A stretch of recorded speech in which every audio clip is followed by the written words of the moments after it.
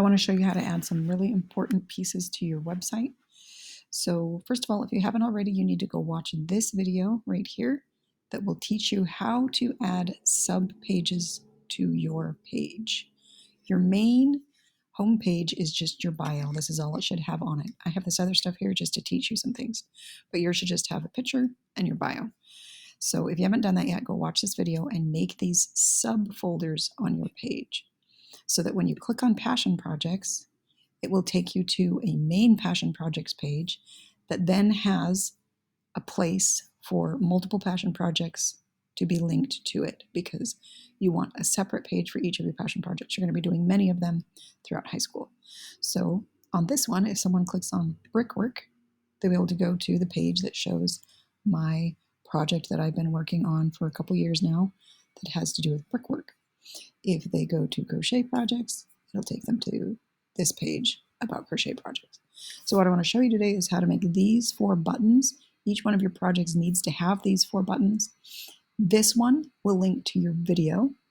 When I click on it, it just takes you to the directions to how to make your pitch. And that's for you if you need to find those directions again. But yours will click. If you click on yours, it should take you to your 30-second video pitch. It will have your historical connections, which is not a document you've made yet. So you need to go into your passion projects folder, create a Google Doc that says historical connections. It can be empty, but that's where that's going to go. So right now you should pause this, go make a Google Doc called historical connections and leave that tab open.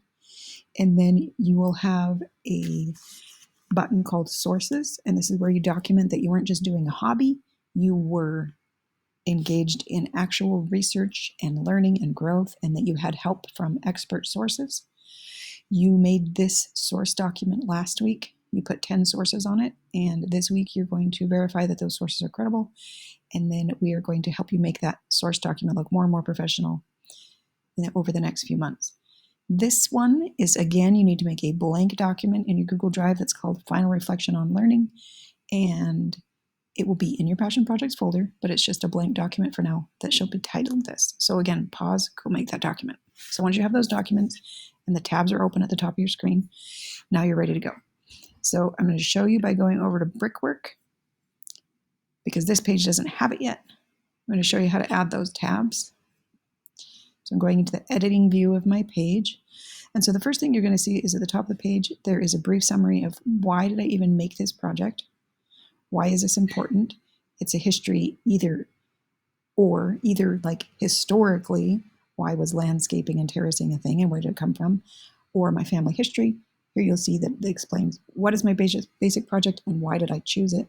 But then I need the buttons above that. So I'm going to click on the button, make sure you insert, then go to button, and you're going to type the first one as your pitch.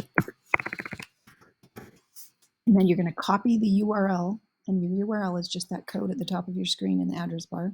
You're going to copy that link and put it right here, okay? You're going to paste it here. So I'm going to paste, this isn't the right one, but I'm going to paste it there. And there's the pitch. Sometimes when you paste, when you click create, this will end up at the very bottom of your screen. That's fine. You can drag this thing anywhere on your screen, okay? And you can resize this thing. You just grab the little handlebar, you can resize it. Okay, so then you're going to click insert. You're going to put another button. This one is going to be called historical connections. Again, you paste the link from that Google Doc you made in your drive, put it there. Sometimes it drops it down here. Again, it's fine because I can take this thing and I can drag it up here where I want it, and I can resize it. Put another button here. This one's going to be called sources, and you're going to link to that source page that you have. And see, here's an example of why. I don't know why it does this sometimes. It drops it down at the bottom of your screen, but you're just going to drag, grab that little handlebar, drag it up to the top of your screen. You probably won't have to drag it up because you don't have a bunch of crap on your screen like I do. Doesn't go where you want it, just grab it again, put it up there, and then you're going to make another button over here that says Final Reflection on Learning. So the other thing I can show you is that you can delete these individually. So if I want to delete it individually, I can drag it, reorder it, and I can delete all of them at the same time by clicking there.